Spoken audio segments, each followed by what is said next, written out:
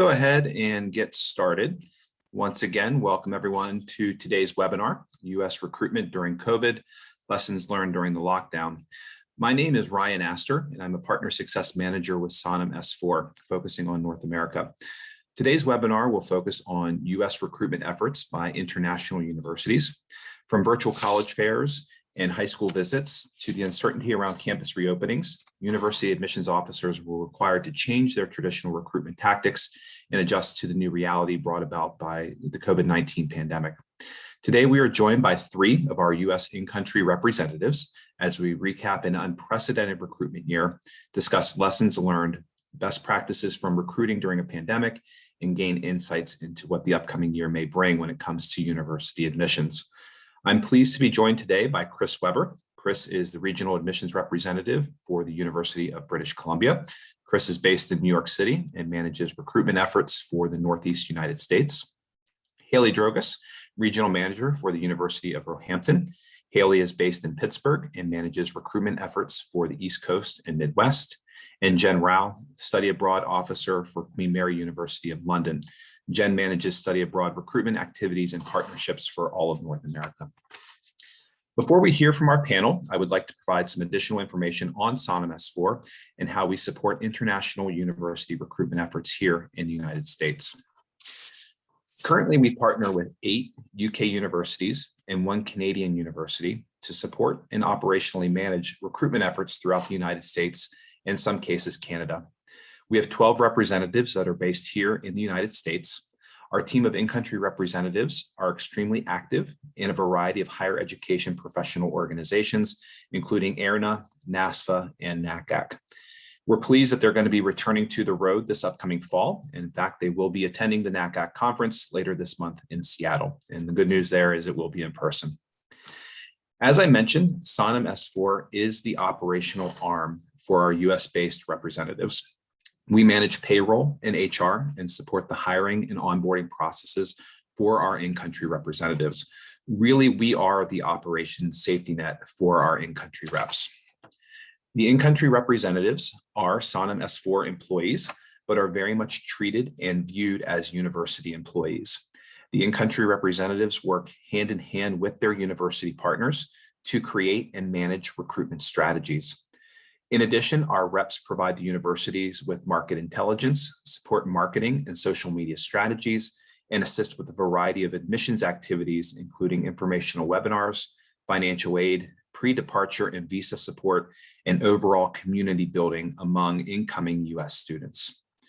Despite working in a virtual recruitment environment for more than a year now, our team of in-country representatives has been extremely successful. All of our UK university partners reported record numbers of applications from the US this year, and many are on pace for record numbers when it comes to their incoming first-year class. Now, with that being said, I know you're eager to hear from our representatives and hear more about their recruitment efforts. If you do have any questions for our panel today, we ask that you type them in the question and answer box, and we will answer those at the end of today's webinar. So with that being said, if my panel could turn on their cameras and we'll go ahead and get started. Haley, the first question is to you. If you could give us a sense of the state of US recruitment efforts when it comes to UK universities. Absolutely. So in the last few years, UK universities have seen a large growth in active US recruitment efforts. Many universities now having a rep like myself based in the US. But we've had to adjust our efforts to a fully digital and virtual strategy during COVID. We've seen our travel budgets turn into digital advertising and marketing budgets, and we've had to find new ways to interact with prospective students and counselors as well. Most of us are monitoring COVID closely, and both the US and the UK cases with COVID changing all of the time. We are hopeful that with the UK's COVID cases that being declined compared to the US right now, that will help with students wanting to attend university in the UK. Excellent. And Chris, a similar question for you. Can you give us a sense of the state of US recruitment efforts when it comes to Canadian universities? Yeah, absolutely. Basically all of what Haley said, except I think I'm the only Canadian representative in the US. I don't know of any other Canadian universities that have people on the ground here. But yeah, it's been very much the same, just shifting all of our focus to the virtual world. And what I've actually seen is more involvement. So more Canadian universities at more events that usually they wouldn't attend because of, travel limitations. If you're not there at the right time, or you don't have the budget for it, you can't make it. But now everyone can. And one big trend that I've noticed in Canada recently is very similar to what happened in the US, where large research institutions saw a huge uptick in applications from the US. And so that's obviously, I say large research universities, but Canada only has about 85 universities. So we're almost all of us, we're all large. So a lot of institutions have seen that increase, which I'm going to say is due to most of us going test optional, but maybe not. We'll see. Yeah, excellent. Something I'm sure we'll come back around to later on in today. I'm sure we'll have some questions about test optional. So Jen, just shifting a little bit, even though you're still fairly new to Queen Mary, you do have a wide range of experiences in the study abroad space. There's still a lot of certainty, especially around the Delta variant and the spike in COVID cases here recently in the United States. And as fall semesters kick off across the United States, what are you hearing? What are you seeing from universities when it comes to study abroad programming? I feel like the general mood right now is cautious optimism at most US universities. For many schools, this will be the first opportunity in 5 consecutive semesters where US students will have the opportunity to study fully in person at a campus around the world or in the UK. Of course, in that time since March 2020, schools have taken various tactics of how they want to approach re-entering the study abroad space in an ongoing pandemic situation. Some schools have chosen to go really conservative and just not have any study abroad programs in any countries around the world, just to be extremely risk averse and cautious for their students and their larger campus communities. Whereas other schools have been a little more free moving with their students. And as long as countries around the world are willing to host students from the US, then some schools are continuing to be sending their students fully in person. But of course, there's been all sorts of in-between and hybrid modalities that have come about in that space for study abroad, whereas study abroad was never something that historically was done in a virtual way. It was very boots on the ground. So we're seeing this change in the field where we've never really seen it before. So it's been a very interesting time. But I do think, generally speaking, schools are very cautiously optimistic and looking forward to getting students out and about in person again. Excellent. And you mentioned the virtual space and that virtual environment with study abroad. And that's a good point. And we'll certainly come back to that here in just a little bit. So Chris, shifting back over to your role, your focus is primarily the undergraduate market, and you work a lot with high school counselors. So as we start the fall recruitment season, and as high schools are doing their best to reopen, what are you hearing from high school counselors when it comes to students looking at options, whether it be in Canada or other countries? Yeah, this is something, I've been hearing every year, regardless of now with COVID, but I've always been hearing we have more students looking internationally than ever before. So this is just a trend that's been happening. I think the world is small now. Everyone has access to everywhere else. We're all familiar with all the different countries, all the different cultures. And I think it really makes it becomes a more exciting prospect for students. Now, has COVID served as a bit of a catalyst for that? I think so. I think as much as we all love our families, being stuck indoors with them for 1.5 years might make us feel like maybe I don't need to be here for college. Maybe I can go a little bit further away.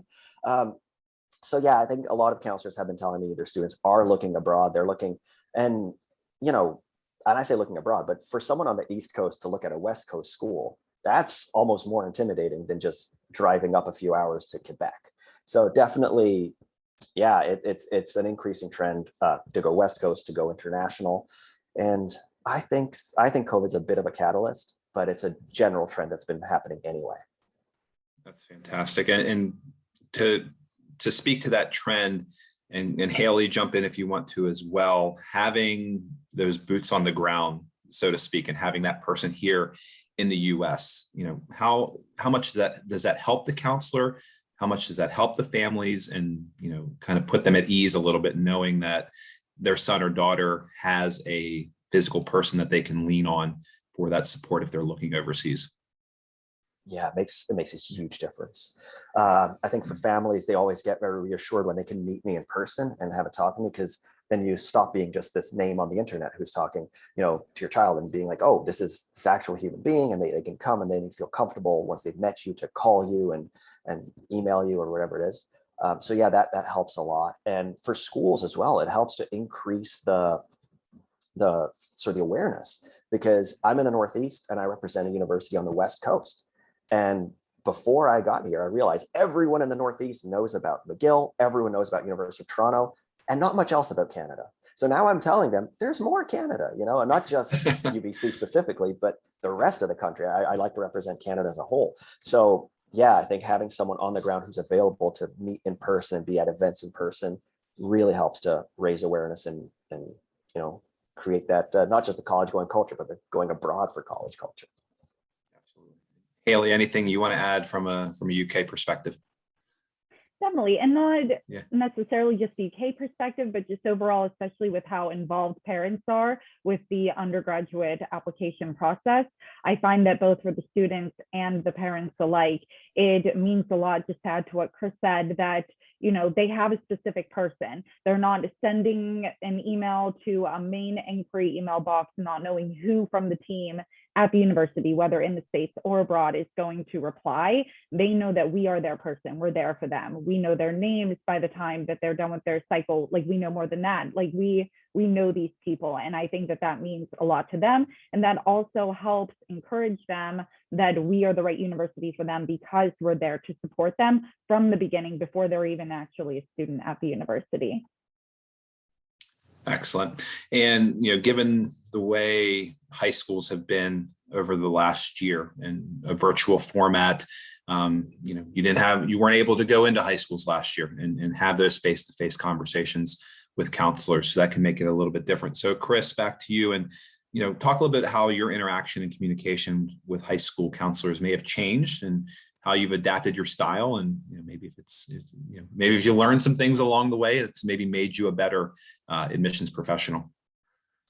Yeah, so I think when this all started, we were very cognizant of the amount of work the counselors have. I mean, we already know a lot of these counselors are overloaded. They're very helpful, but sometimes they just don't have the time. And especially in a virtual world, I could just imagine. So to preserve their mental health, really, we were very good, I guess, about not sending much. So we started communicating a lot less. And so fewer communications meant the few times I would communicate, I'd make sure there was something really of value. I really want to not just sort of reach out with something, you want to reach out with something that really means something that's really valuable to the counselors. So that's been good. I think that's something we can take forward. But we also did notice that although we kept communicating with students and growing our interaction with them, the relationships with counselors really start to fall by the wayside, because you can't talk to them all the time. So what we did, we changed. We actually started going to the counselors wherever they've carved out the time. And I mean this virtually, but if they're at a conference, we're going there to talk to them as well, because that's the time they've carved out. Now I can talk to admissions reps. Usually I can't. I'm just overburdened with students. Or we actually hosted an event for counselors from around the world so that we could give them the time to get the sneak peek at our admissions and just really ask us questions. But more than that, we gave them time to give us feedback, to tell us what's helpful, what do you want in a visit, what's not helpful, and really listen to them. And using everything they told us, now I think we can make better decisions about how we go about our activities. So that's been very helpful, is really taking time to listen to the counselors, even if we communicate less frequently. Excellent. And Haley, back over to you.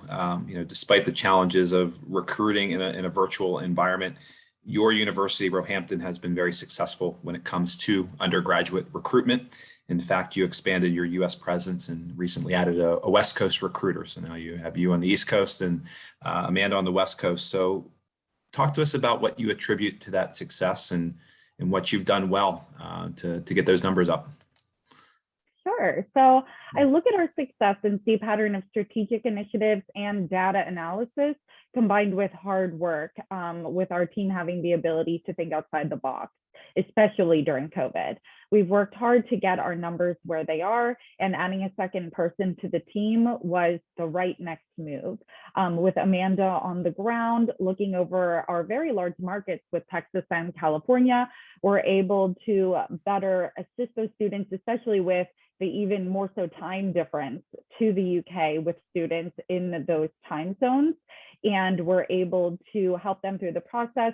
And again, just how we were saying before, it really helps just with students knowing that they can speak to someone, around end of the day, their time, and help with all of their concerns and just be there for them and support them. And we're very excited to have Amanda join the team and have a second person on the ground. And we're already seeing a really great increase in our conversion efforts. And we hope that it just continues to grow.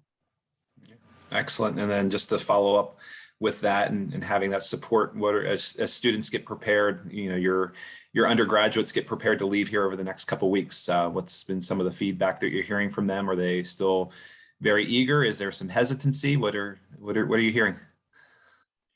So it's a very interesting mix. Of course, the bulk of the students are very eager. We actually have quite a few who had already, before the UK changed their quarantine policies for US students, a lot of our students had already booked to arrive yesterday on the 1st of September, planning to have to quarantine. So a lot of students have already arrived and they're there and they're so excited. And, there's always going to be, even during a normal recruitment cycle, a little bit of melt, so to speak. So a few students are dropping off last minute, maybe they're hesitant, especially with studying abroad. But we really luckily have not seen that many that want to defer or no longer attend due to COVID, which is a really great sign. Excellent. And then shifting gears a little bit, Haley, you also work with the postgraduate market. How has that changed for you? And do you think we're going to continue to see a growing interest in overseas graduate programs from US students? So I love this question because my primary background in higher ed is in postgraduate recruitment, and I really have a passion for it, that part of the sector. And it's been very interesting to see how postgraduate recruitment and our numbers have changed. Due to COVID, I'm really seeing a mix of both those that are putting off grad school for reasons due to COVID, as well as those that are looking at this as more of an opportunity and better reason to attend grad school at this time. And in regards to us seeing a growing interest in postgraduate programs overseas, I believe we will definitely see an increase in students wanting to attend studies overseas, especially at the postgrad level, for two main reasons. One being that so many industries are continuously expanding globally. And so a degree abroad will not only help them in terms of getting a job, but also just be able to better their understanding of working in a global market because they had that work/study experience abroad. And then also with the US sector struggling to meet enrollment goals at your local schools, really just, the bulk of the schools and universities in the US, of course, the big name schools are overflowing with applications, but that's not the case for every university. And so a lot of those universities in the US are relying heavily on picking up the slack with their postgraduate programs for the lack of enrollment in undergrad. And what I'm seeing is that also is adjusting the price tag for the cost of tuition in the States. And so those two things combined are deterring students from studying in the US, which does create an opportunity for students to study abroad, not only with the affordability of our postgraduate degrees in the UK, but also because of our FAFSA eligibility. So it's making our degrees look very attractive. Yeah. Excellent. And it's good that you have that going for you. It makes that recruitment, somewhat, I don't want to use the word easy, but we'll use the word easy. But with that being said, when you're recruiting undergraduate students, you know where to find them. Even though we were in a virtual world, the school's still carved out time. If you want to meet with Haley, if you want to meet with Chris, you can do that from 1 to 1:30, and the college fair still went virtual. Graduate recruitment's a little bit different. Yes, there are fairs, but you need to be a little bit more creative in how you go about interacting with those students. So given that we were in a virtual world, how did recruitment of graduate students changed for you and lessons learned from that? So I'm really finding that it's all about that data analysis aspect and really thinking strategically in terms of recruitment. So rather than looking for the best grad fairs to attend and knowing that you're always going to get students from those fairs, really look at where your students are coming from for the postgraduate programs. For the students that are coming right out of undergrad, where are they attending? What relative programs are they studying for undergrad? And are there potential feeder schools, so to speak, for your university? And being able to get past just the recruitment aspect and actually have the conversations with the academics at those schools and be able to form a relationship with them. And then I don't want to say that they then do the work for you, but then it helps because they, of course, are mentors to their students, especially by their senior year of school for undergrad. So then they're able to help navigate opportunities to further their studies if that's a question that comes up for the student. Excellent, very good. And Jen, we'll jump back over to study abroad. We could probably do a whole session on study abroad, so maybe for something down the road.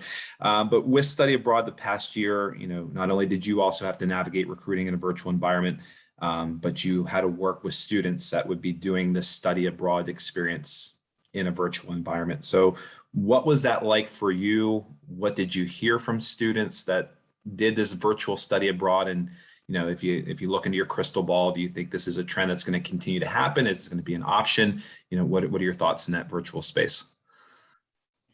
Yeah, I think, of course, the initial pivot to virtual options was out of pure necessity because there was simply just no way that students could get boots on the ground in another country to study in person. So it kind of came up out of that necessity because historically there really has not been much in the way of virtual study abroad programming, generally speaking. But of course, virtual is not for everyone. Some students were facing virtual burnout just because of everything in their life shifting into a virtual format. So for some students, that was never going to be something they were interested in.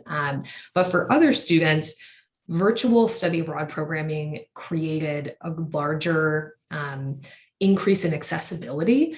There were some students who were probably never able to go abroad in an in-person long-term format due to various barriers that were in place, like finances and all the kind of hidden costs that can be associated with study abroad, not just the quote unquote sticker price of study abroad. There are students who have various types of disabilities, both cognitive and physical, that might have prohibited them from studying abroad in person. So virtual was a really good way to level that playing field for some students. Also, we have a small subset of students in the US who may or may not have various immigration challenges where they might not be able to leave the US and return successfully and safely because of their various immigration statuses. So virtual study abroad was a good option for students who kind of fell into some of these categories to still have an opportunity to study and get academic engagement from a foreign institution where they might not have had the ability to do that before. Additionally, I think that because this shift happened out of necessity, in the beginning, it was a little bit of a scramble. Like, how do we transition something that's so in person into something meaningful in the virtual space? And I think universities in the US and universities in the UK and other places in the world had to get very intentional about how they collaborated with one another to create meaningful programming, not just sit in front of your screen and listen to a pre-recorded lecture. It still had to be engaging, and it had to connect the students when they couldn't just get outside of their front door and go, walk to the London Eye. They had to be able to see it and feel it through their computers. So I think that the silver lining in that is that the virtual world has become really engaging. It's not as flat as it once was when we started scrambling to put this together. But through a recruitment sense, there's still some captive audience, so to speak, as we talked about with the similar for undergraduate degree recruitment. We know where to find these students. They're on US campuses. They're studying their undergraduate degrees in the States. We, of course, most schools have partners that are well established where we know lots of students are coming from every term. So we can kind of rely on reaching out to those people through virtual events or virtual programming. But of course, we wanted to be really intentional as well and shift to, like Chris mentioned earlier, we don't want to overflood with just tons of emails just for the sake of reaching out. We want it to be really intentional, really meaningful, that when we reach out to students and partners, it's got an impact. So recruiting changed in that way, but we're looking forward to getting back out and doing some in-person events this fall. Fantastic. And a great segue for my next question, Jen. What are your expectations for the fall? I know it's, just in conversations with you on a week-to-week basis, even though we're moving forward with recruitment efforts, there's still a lot of unknown. But what are your expectations for the fall semester? Yeah, so kind of looking into that crystal ball for the future, I do think that a lot of campuses in the US are opening up for full operations in person. So they're having their students and staff back on campus for in-person instruction and in-person extracurricular learning opportunities. Of course, there's various types of mandates that different campuses are putting in place about masking or vaccinations or social distancing and what have you. But generally speaking, most campuses are fully up and operational, and some are willing to have external people from outside the campus community come for events or meetings or fairs and things like that.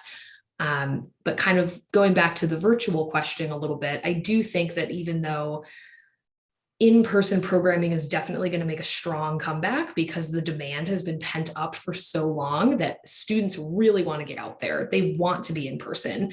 And schools, partner schools in the UK want those students there too. I think they miss them. I think they want those students to come back and kind of bring that presence back to their campus community. But I do think virtual programming will stay around in many different ways. It might not be the primary option, but I think a lot of schools are accepting the reality that we have to be flexible and willing to pivot or change at no notice due to something happening again with the pandemic. And of course, fingers crossed, we hope that everything will continue on an upward positive trajectory.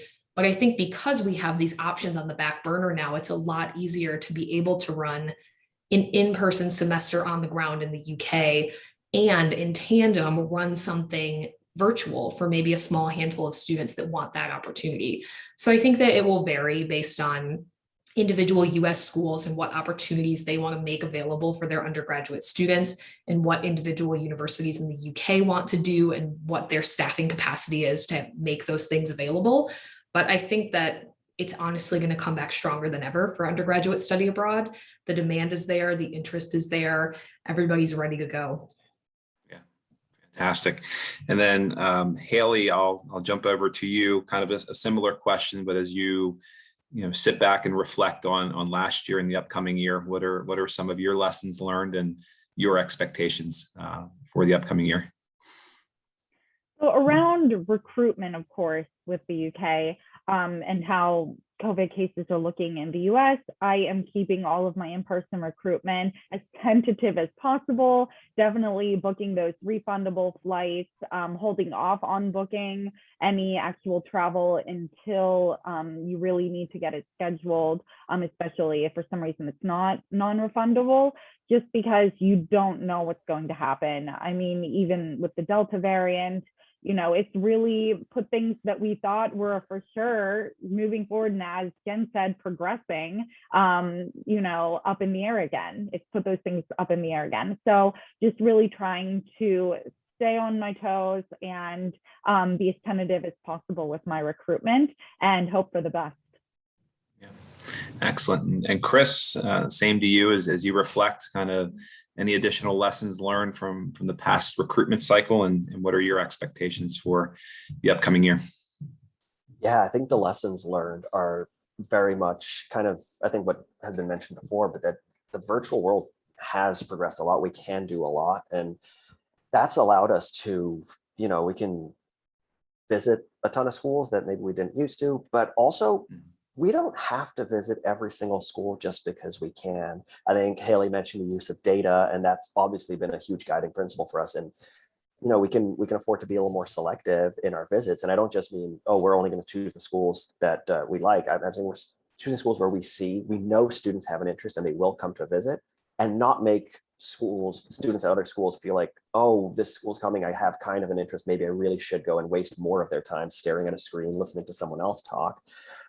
So we can do events that cater to a whole number of students, and then you can just give 1 hour and you have, or 30 minutes, and you have students from all over the country attending, rather than going school by school by school. So I think that's been a big thing. And I just think, just following up on also what Jen said, I had mentioned your communication to counselors being very specific and targeted. Jen said that for students. I think that's true as well. These students are getting thousands of emails every day from all these universities. They're just going straight into the spam folder. And so we need to be better about sending communication. If we're going to do it, we need to do it not for the sake of just saying, hey, we still exist, but of saying, here's something that matters to you. And similarly for our events, not just do an event with generic messaging, do an event that says, this is for US students, or for students in the Northeast, or whatever it is. Be very specific and really give these students a reason to attend and get value out of it, rather than give them a bunch of information that's online anyway.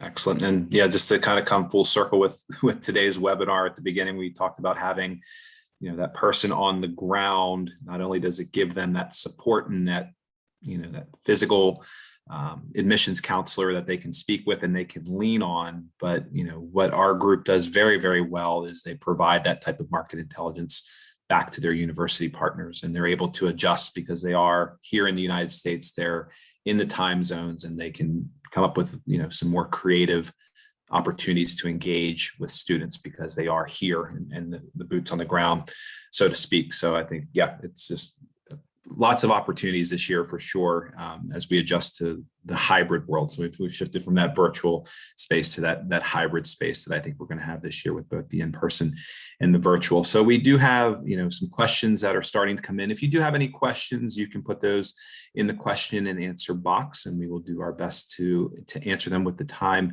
that we do have remaining this morning. As people start to think about their questions, Haley, Jen, Chris, any final thoughts here for the group, if anyone is considering maybe having someone in the US, or what's the ROI, what are the advantages, what are the disadvantages? Any final thoughts for our audience today as you think about your roles and how you've been effective? I mean, I can just say one thing linking to the last point I made, which is, yeah, it's not just about having someone that parents can talk to, students can talk to. It's someone who's here all the time. And so we want to host events. Yeah, I can do that. Just tell me when, I'll do it. Like I don't have to book a trip to be here and make sure that my event fits within the 1 week that I'm here in this region. And, oh, I have so many schools and college visits and whatever, I can't make it. That doesn't happen, right? Because I'm on the ground, not only, like you said, we have this market intelligence about what's going on, but also we have the capacity and the availability to be here on demand. So anything changes, we're available. And logistically, I think that's just huge. No, you can't achieve that if you're, a flight away. Absolutely. I Jen? definitely agree with that, Chris. And as Haley and Chris have hinted at, it's not just the marketing and recruitment piece, it's everything that comes after that as well. Once you've got the students who have applied and they have accepted an offer for an undergraduate program, a postgraduate program, a short-term study abroad program, we then have to not only focus on the marketing and recruitment, but more importantly, perhaps the retention, that once they're admitted and accepted, we have to make sure they actually then, in that all that time in between before they actually get there, that they retain that offer. And that happens through various other things we can do in person. Like if there is a school that wants us to come and be a part of a pre-departure orientation session, or like a preparation session to help the students get ready and feel like that helps them feel more connected, so that, as Haley mentioned, there's less likely opportunity for that like melt period to happen where they kind of poof into non-existence after getting their offer. So having us kind of keep them warm during that time and make them feel like we're still here, we still care, we want to get you all the way over there. That's a really important part of what we do as well.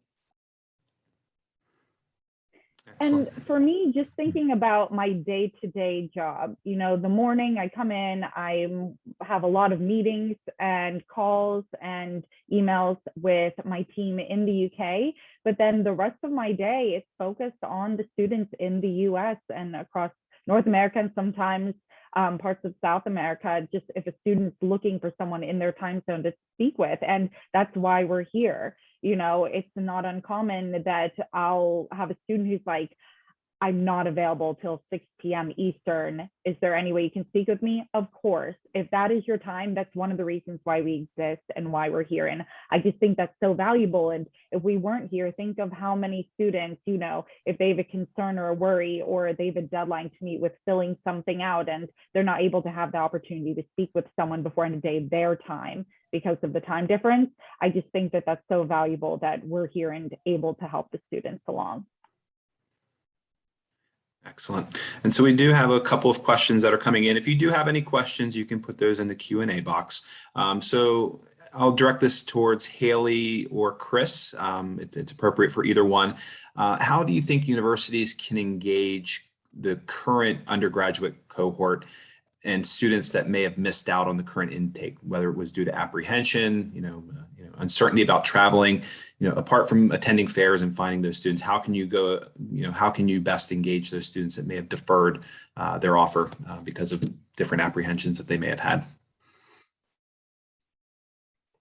I can go first. So Sure. I was actually reading the question. I was thinking about it from a little bit of a different angle, thinking they meant students that decided to stay local. And for that, I would say try to engage with them and give them the opportunity to look into transferring. A lot of our universities abroad allow US students to transfer during their undergraduate degree. But since that wasn't the question, circling back for students that are deferring, I find that it's best to try to hold things like maybe a deferred student webinar, mid-cycle, they still have 5-6 months to go, but it's going to be a whole year before they end up finally coming. And I think that just having those opportunities that are specific to them, they are in a sense their own cohort now. They had already done the whole process, but then decided to defer. So how can we engage them? And again, we need to make sure that as Jen piggybacks as well in that conversation, that they don't turn to mouth as well because so much time lapses.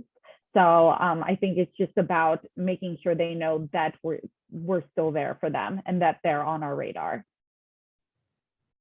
Yeah, absolutely. I mean, exactly what Haley said is, if we're gonna, host an event or do something, do it meaningfully and do something that's specific to these students that really gives them information that matters to them. It can help them, have confidence in their decision to defer.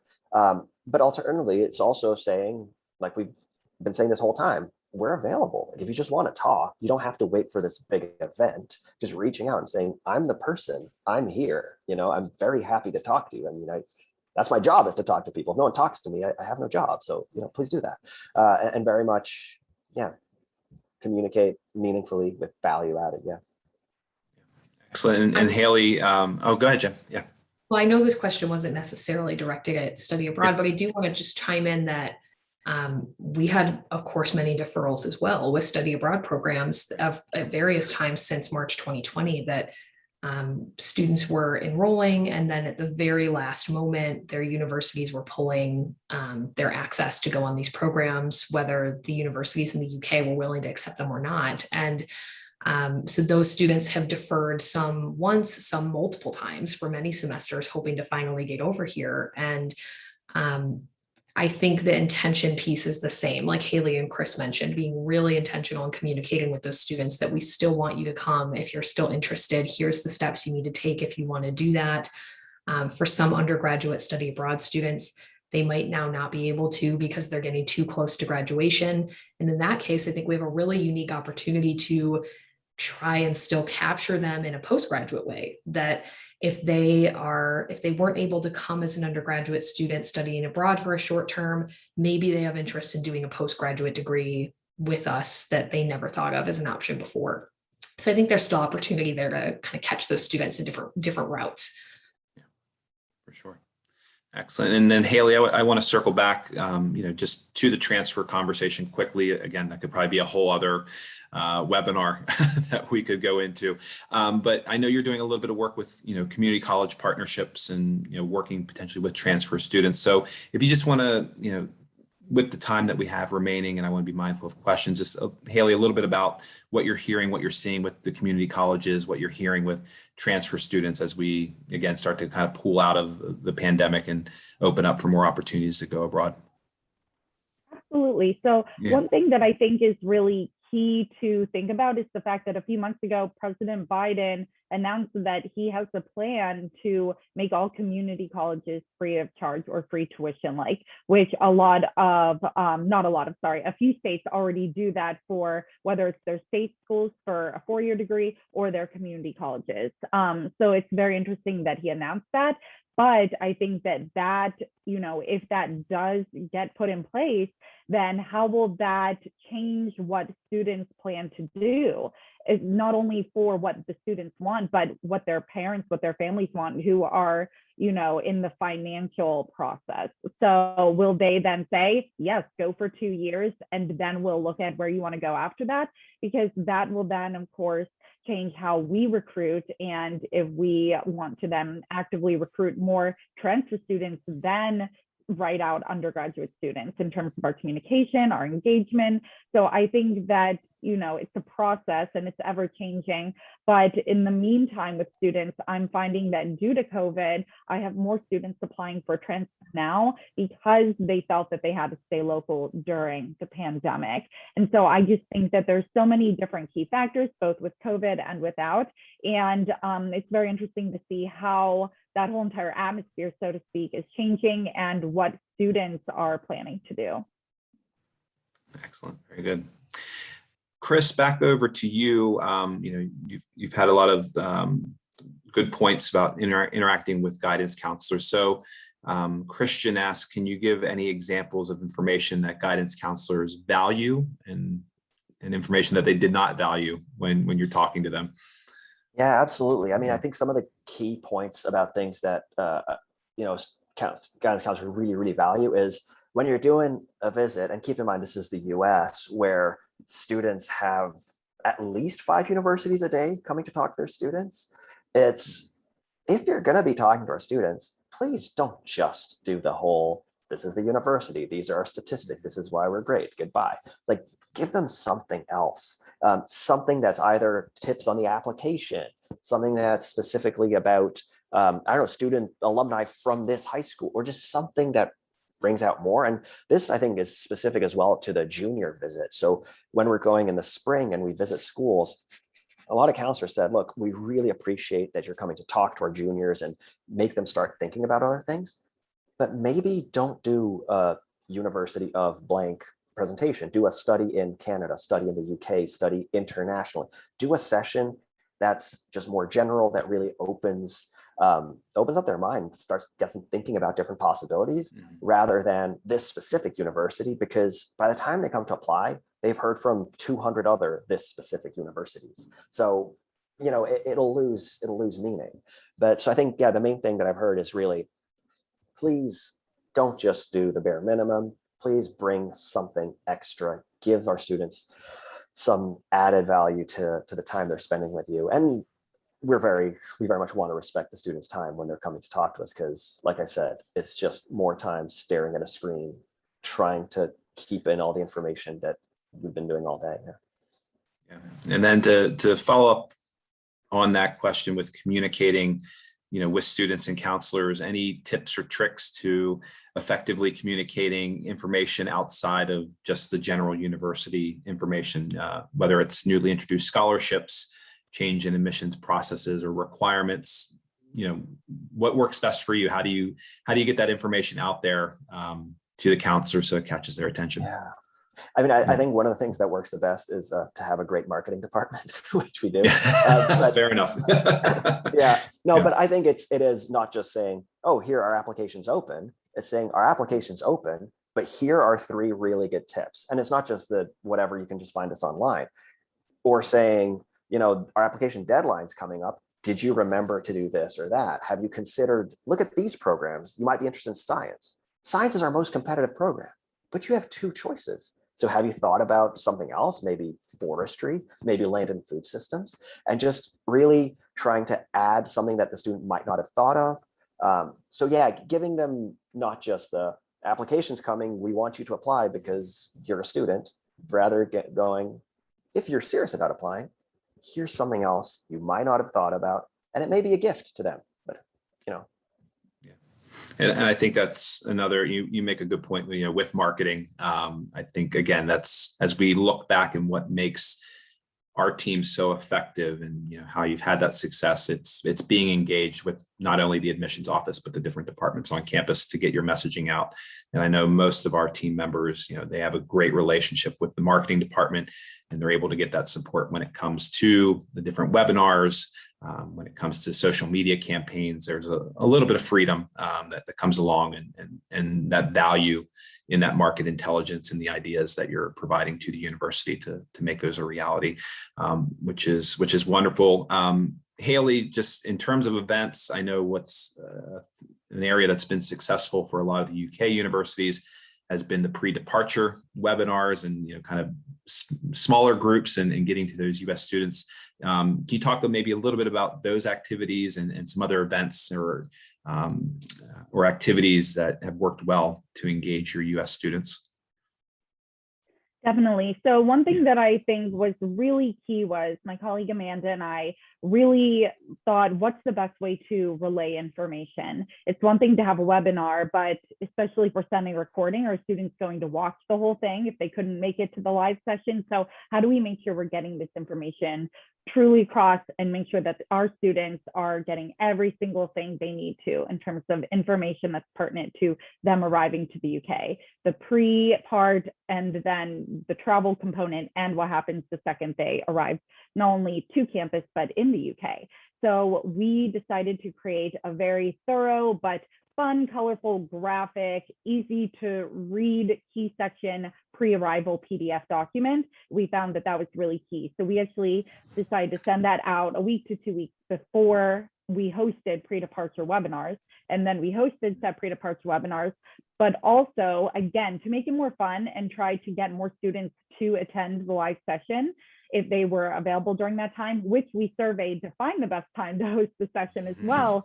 We decided to host a second hour after the pre-departure presentation and after the Q&A component, and we called it the Meet Your Mate session. And we allowed students, because due to GDPR, we can't just send out a list and say, here's all of your fellow incoming classmates' information, right? We can't just release that information and the details of their fellow classmates. So we gave them the opportunity to engage with each other on Zoom, and then trade each other's phone numbers, get on WhatsApp. They then created a WhatsApp group together. So it just became this whole thing where it got students more excited to be able to arrive. They didn't feel as worried then. They already were able to engage with other incoming students, and it just really got the information across in the best way possible, with making sure students are retaining the information, so to speak. And then, of course, like I said, we did then send the recording out to everyone after. That way, even parents could watch it if they needed to. So we found that that worked really well. And due to that, I've noticed a decline in certain types of questions because students did indeed have the information that they needed right in front of them. Excellent. Fantastic. And Chris or Jen, any thoughts on activities that were very, very helpful in engaging your students? I think for study abroad students, oh, go ahead, Chris.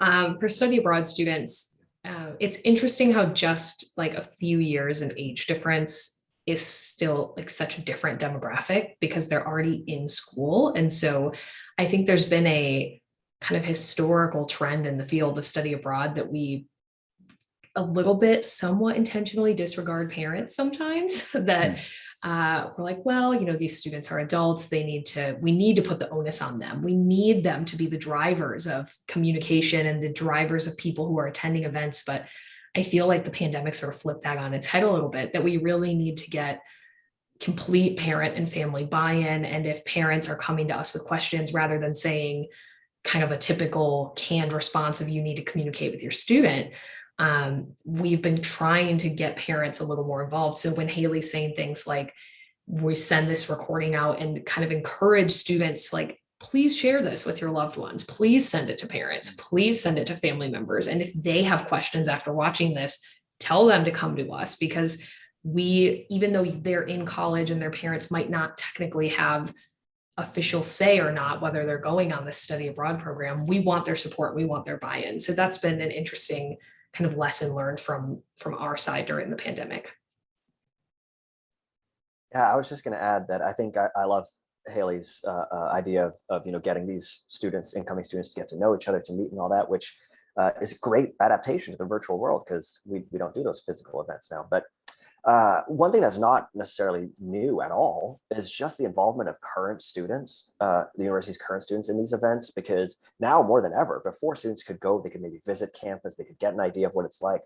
Now they're really just having to rely on the information they're getting, and having a current student who can really speak with authority about what it's like to currently be a student. Because yes, I'm an alum, but my experience is ancient history to these students. So having someone who's currently there and can talk about that is great. Also, our campus tours team just completely reimagined the campus tour for the virtual world. And it's been fantastic. It's a phenomenal experience now, where you have current students talking to these prospective students, answering their questions, talking to each other. It really creates that's I think one of the biggest pivots we did, which was phenomenal, so successful. Excellent. Very good. Well, it doesn't seem that we have any more questions coming in, but I think this was a wonderful conversation today. And I think it gives us an opportunity to explore some other areas here for future webinars. So thank you everyone for joining today. Thank you to Chris, Jen, and Haley for your participation. Very, very insightful. So I hope everyone found value in today's webinar. I hope everyone has a safe and successful fall recruitment season, and we'll give you a little bit of time back in your day. So thank you very much, everyone. Have a great rest of your Thursday.